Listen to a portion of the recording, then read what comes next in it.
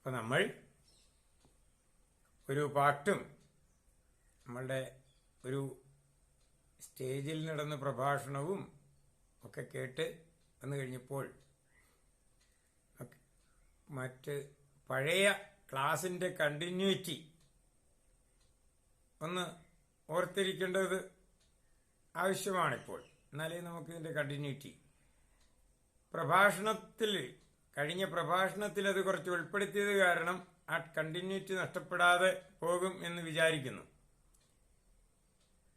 വാസ്തവത്തിൽ നമ്മൾ പറഞ്ഞുകൊണ്ടുവന്നതിൻ്റെ രത്നച്ചുരുക്കം ഞാൻ എന്ന് പറയുന്ന ഒരു അവസ്ഥ, എല്ലാവരും ഞാൻ എന്ന് ഉദ്ദേശിക്കുമ്പോൾ ആ ഞാൻ എന്ന അവസ്ഥ ഒരിക്കലും ഒരവസ്ഥയല്ല ഞാൻ എന്നുദ്ദേശിക്കുന്നത് എന്നാണ്. അതിന് പല ഘടകങ്ങളുണ്ട്. ഈ ഞാൻ എന്ന് പറയുമ്പോൾ പല സമയത്തും പ്രധാനമായിട്ട് രണ്ട് പിരിവായിട്ടാണ് നമ്മൾ പിരിക്കാൻ പറ്റുന്നതെന്നാണ് പറഞ്ഞത്. ഒരു ശരീരം എന്ന് പറഞ്ഞാൽ അതൊരു കൂട്ടായ്മയാണ്. ഇന്ദ്രിയ ഗോചരത്വമുള്ള അവസ്ഥകളുടെ കൂട്ടായ്മയാണ് ശരീരം എന്ന് നമ്മൾ വിവക്ഷിക്കുന്നത്. എന്താണ്? ഖരം, ദ്രാവകം, വാതകം, ഊർജം, ഇത്രയാണ് ഇന്ദ്രിയ ഗോചരത്വമുള്ള അവസ്ഥ. അപ്പോൾ ഇന്ദ്രിയ ഗോചരത്വമുള്ള അവസ്ഥയെ ഭൂതമായി ഉണ്ടായി എന്നൊക്കെ നമ്മൾ പറയുമെന്നും അല്ലാത്തതൊന്നും ഇല്ല എന്നല്ല, നമ്മളുടെ അനുഭവത്തിലുള്ള കാര്യങ്ങളെപ്പോലും നമുക്ക് ഇന്ദ്രിയങ്ങളെ കൊണ്ട് കാണാൻ പറ്റുന്നില്ല എന്നേ ഉള്ളൂ. അതുകൊണ്ട് അതിനെ ആത്മീയം എന്ന് പറയും. ആത്മീയം എന്ന് പറഞ്ഞാൽ എന്താണ്? എന്നെ സംബന്ധിച്ചതാണ് പിന്നത്തെ ഉള്ളത് മുഴുവൻ. എന്താ കാര്യം? എന്നെ സംബന്ധിച്ചതാണെങ്കിൽ പോലും അത് കൃത്യമായിട്ട് എനിക്ക് പ്രകടിപ്പിക്കാൻ പറ്റുകയില്ല. അതാണ് ആത്മീയം എന്ന് പറഞ്ഞതിൻ്റെ. മറ്റൊരു ശരീരം എന്നെ സംബന്ധിച്ചതല്ലേ? എന്നെ സംബന്ധിച്ചതാണ്. ശരീരവും എന്നെ സംബന്ധിച്ചത് തന്നെയാണ്. പക്ഷേ അത് എന്നെ മാത്രം സംബന്ധിക്കുന്നതല്ല. എന്നെ സംബന്ധിക്കുന്നതെന്ന് പറയുന്ന ഈ ശരീരം നിങ്ങൾക്കാണ് എന്നേക്കാൾ കൂടുതൽ അറിയാവുന്നത്. എന്റെ ഛായ എന്നേക്കാൾ കൂടുതൽ അറിയാവുന്നത്. എന്ന് വെച്ചാൽ എന്റെ ശരീരത്തിന്റെ കാര്യത്തിൽ എന്നേക്കാൾ കൂടുതൽ അറിയാവുന്നത് മുഴുവൻ ഞാൻ ഒഴിച്ച് മറ്റുള്ളവർക്കാണ്. എന്നെ കണ്ടാൽ എങ്ങനെ ഇരിക്കും, എന്നെ തൊട്ടു നോക്കിയാൽ ചൂടാണോ, എന്റെ രക്തഓട്ടം എങ്ങനെയാണെന്ന് എനിക്കും അറിയാൻ മേല, മറ്റുള്ളവർക്കും അറിയാൻ മേലെങ്കിൽ എക്യുപ്മെന്റ്സ് വെച്ച് നോക്കിയിട്ട് അവർക്കാ മനസ്സിലാകുന്നത് കൂടുതൽ ഡോക്ടർമാർക്ക്. എന്റെ സർക്കുലേറ്ററി സിസ്റ്റം എങ്ങനെ ശരിയാകുന്നു. അപ്പോൾ നമുക്ക് പ്രകടിതാവസ്ഥ വച്ച് നോക്കുമ്പോൾ പ്രകടിതമായിട്ടുള്ള അവസ്ഥകളിൽ ശരീരം എന്ന് പറയുന്നത് എന്നെ സംബന്ധിച്ചത് എന്ന് പറയുന്നതിനേക്കാൾ കൂടുതൽ പ്രാധാന്യം മറ്റൊരാളെ സംബന്ധിച്ചാണ്. ഏത്? പ്രകടനപരതയിൽ, അനുഭവത്തിൽ എന്റെയാണ്, എനിക്കാണ് അതിന്റെ അനുഭവം ഉണ്ടാകുന്നത്. പക്ഷേ പ്രകടനം ഉണ്ടാകുന്നത് മറ്റുള്ളവർക്കാണ്. ഇതാണ് അതിന്റെ കാര്യം. അതുകൊണ്ട് അവിടെ പ്രകടനം അല്ലേ നമുക്ക് കമ്മ്യൂണിക്കേറ്റ് ചെയ്യാൻ പറ്റുള്ളൂ. അതുകൊണ്ട് ശരീരം എന്നുള്ളത് അനുഭവത്തിൽ എന്റെയാണെങ്കിലും അത്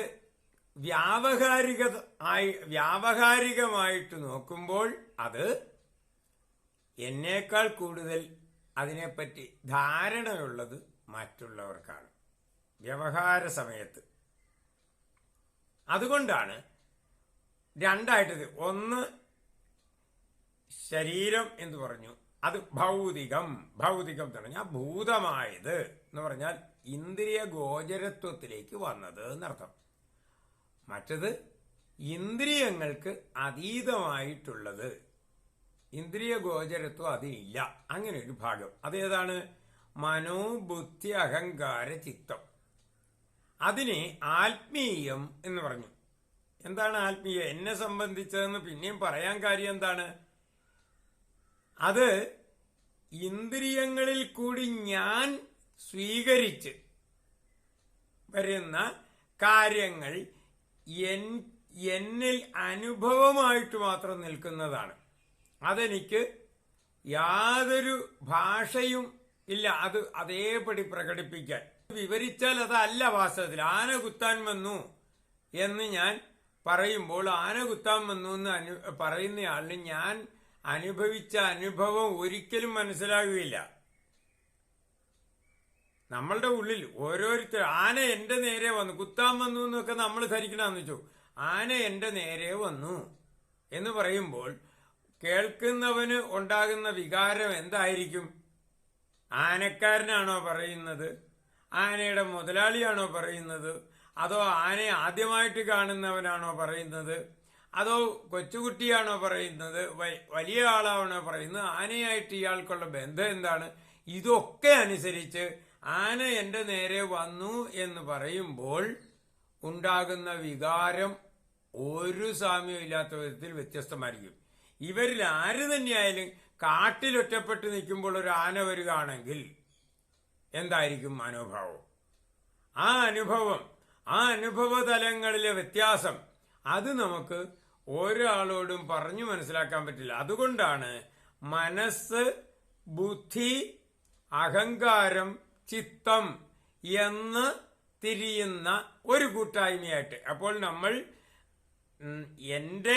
എനിക്ക് മാത്രം അനുഭവിക്കാൻ കഴിയുന്ന ഒരു സൂക്ഷ്മഭാവവും ഞാൻ അനുഭവിക്കുന്ന അതിന്റെ അനുഭവതലത്തിൽ എനിക്ക് പ്രയോജനകരമാണെങ്കിലും എന്നേക്കാൾ കൂടുതലായി ഞാൻ ഒഴിച്ചുള്ളവർ ഇന്ദ്രിയങ്ങൾ കൊണ്ടറിയുന്ന ഒരു ശരീരഭാഗവും, അങ്ങനെ രണ്ടായിട്ട് തിരിച്ചിട്ടാണ് ഞാൻ എന്ന് നമ്മൾ പറയുന്നത്. അപ്പോൾ തന്നെ എത്രയുണ്ട്?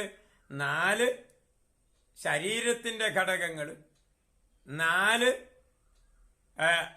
നമ്മളുടെ ആത്മീയ ഘടകങ്ങളും ചേർന്നതാണ് ഈ ഞാൻ എന്ന് നമ്മൾ പറയുന്നത്. അപ്പോൾ തന്നെ 8 അവസ്ഥ വന്നു. അത് പ്രധാന അവസ്ഥകളാണ്, പ്രധാന ഡിവിഷൻസ് ആണ്. അത് കഴിഞ്ഞിട്ടോ ഇതിനകത്ത് തന്നെ വളരെ വളരെ വളരെ വളരെ ഡിവിഷൻസ് ഉണ്ട്. മനസ്സിലാണ്ടോ? ഞാൻ എന്ന് പറയുന്നത് കാഴ്ചയിലുള്ളതെന്നും അനുഭവത്തിലുള്ളതെന്നും രണ്ടായിട്ട് തിരിഞ്ഞു. കാഴ്ച എന്ന് പറഞ്ഞാൽ കണ്ണുകൊണ്ടുള്ള കാഴ്ചയല്ല, ഇന്ദ്രിയങ്ങൾ കൊണ്ട് അറിയുന്നതിനെയാണ് കാഴ്ച എന്ന് പറയുന്നത്. പിന്നെയോ നമ്മളുടെ മനോബുദ്ധി അഹങ്കാരങ്ങൾ കൊണ്ട് അറിയുന്നതിന് നമ്മൾ സാധാരണ ഉപയോഗിക്കുന്ന കാഴ്ചപ്പാട് എന്ന് പറയും. അപ്പൊ അതെങ്ങനെയാണ്? ആ കാഴ്ചപ്പാട് എൻ്റെ ചിത്തം എന്ന് പറയുന്ന അവസ്ഥ ആണ് അതിനകത്ത് ഏറ്റവും കൂടുതൽ നമുക്ക് പ്രാധാന്യമുണ്ടാകുന്നത്. എന്താണ്? അപ്പോൾ നമ്മളുടെ സംസ്കാരം എന്ന് പറയും. സംസ്കാരം എങ്ങനെയാണ് ഉണ്ടാകുന്നത്? നമ്മൾ ഒരു സ്ഥലത്തുകൂടി സഞ്ചരിക്കുമ്പോൾ നമുക്ക് പല പല പല അനുഭവങ്ങളും ഉണ്ടാകും. ഇന്ദ്രിയാനുഭവങ്ങൾ വളരെ ഉണ്ടാകും. പെട്ടെന്ന് മനസ്സിലാക്കാവുന്ന അനുഭവത്തെ എടുക്കുന്നു കാഴ്ച എന്ന്. അതുകൊണ്ടാണ് ഇന്ദ്രിയ അനുഭവങ്ങളെ മുഴുവൻ കൂടി നമ്മൾ അറിയുക എന്നോ അല്ലെങ്കിൽ കാണുക എന്നോ പറയുന്നത് ഇന്ദ്രിയ ഗോചരത്വത്തെയാണ്. അതുകൊണ്ട് നമ്മൾ ഉദാഹരണം പറയുമ്പോൾ കാഴ്ചയെ എപ്പോഴും പറയുമ്പോൾ അത് കാഴ്ചയ്ക്ക് മാത്രമല്ല, കണ്ണിനെ മാത്രമല്ല ഉദ്ദേശിക്കുന്നതെന്ന് മനസ്സിലാക്കിക്കൊള്ളണം. നമ്മളൊരു ബിൽഡിങ്ങിൽ കയറിപ്പോകുമ്പോൾ, സ്റ്റെപ്പ് കയറിപ്പോകുമ്പോൾ അവിടെ കുറച്ച് കരികിലയോ അല്ലെങ്കിൽ വേറെ കടലാസ് കഷ്ണങ്ങൾ എന്തെങ്കിലുമൊക്കെ ആയിട്ട് പിള്ളേർ കീറിയിട്ടേക്കുന്നതും ഒക്കെ ആയിട്ട് ചില കടലാസ് കഷ്ണങ്ങളൊക്കെ കിടന്നാൽ നമ്മളത് ഏതൊക്കെ കടലാസ് കഷ്ണം കിടന്നു, ഏതൊക്കെ കരികില കിടന്നു എന്ന് നമ്മൾ ശ്രദ്ധിക്കുന്നില്ല. നമ്മൾ മേളിൽ ചെല്ലുമ്പോൾ ഒരാൾ ചോദിക്കുകയാണ്, അവിടെ കരികില കിടന്ന് കണ്ടായിരുന്നു? ഇല്ല, ഞാൻ ശ്രദ്ധിച്ചില്ല, അറിഞ്ഞില്ല. പക്ഷെ നമ്മൾ കണ്ടില്ലേ? കണ്ടു. എന്താ കാര്യം? ആ സ്റ്റെപ്പിലാണ് കിടന്നത്. കണ്ടില്ല എന്ന് പറഞ്ഞാൽ നമ്മൾ സ്റ്റെപ്പിലേക്ക് നോക്കിയില്ല എന്നർത്ഥം. നമ്മൾ സ്റ്റെപ്പിൽ തട്ടി താഴെ വീഴും. അപ്പോൾ നമ്മൾ നോക്കി, സ്റ്റെപ്പ് കണ്ടു, കരികില കണ്ടില്ല. ഇതാണ് പ്രശ്നം. പക്ഷേ അവിടെ ഒരു 500-ന്റെ നോട്ടാണ് കിടന്നിരുന്നെങ്കിലോ ഉറപ്പായിട്ടും നമ്മൾ കാണും.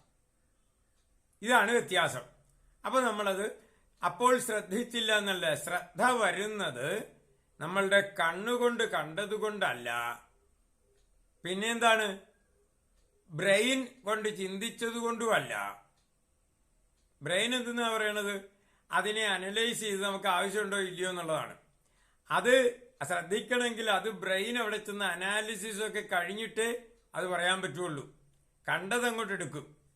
പക്ഷേ അത് ഇന്നതാണ് എന്ന് തിരിച്ചറിയുന്നത് ഇതിന്റെ പ്രോസസ്സിങ് കഴിഞ്ഞിട്ടാണ്. മനസ്സിലുണ്ടോ? ആ പ്രോസസ്സിങ് കഴിയുന്നതിന് മുമ്പേ നമുക്ക് പെട്ടെന്ന്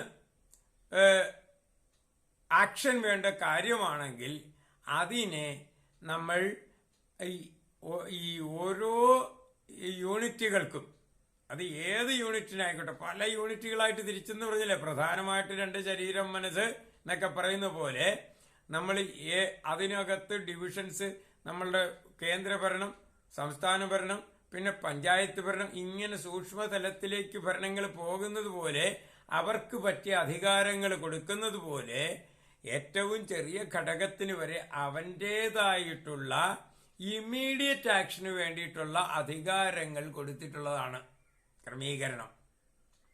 അതിനെ എന്തു പറയും, ഇമ്പൾസ് എന്ന് പറയും. ഇമ്പൾസ്. അപ്പോൾ ആ ഇമ്പൾസ് ഉണ്ടാകുന്നത് എങ്ങനെയാണ്, അത് സംസ്കാരമാണ് അനുവദിക്കുന്നത്.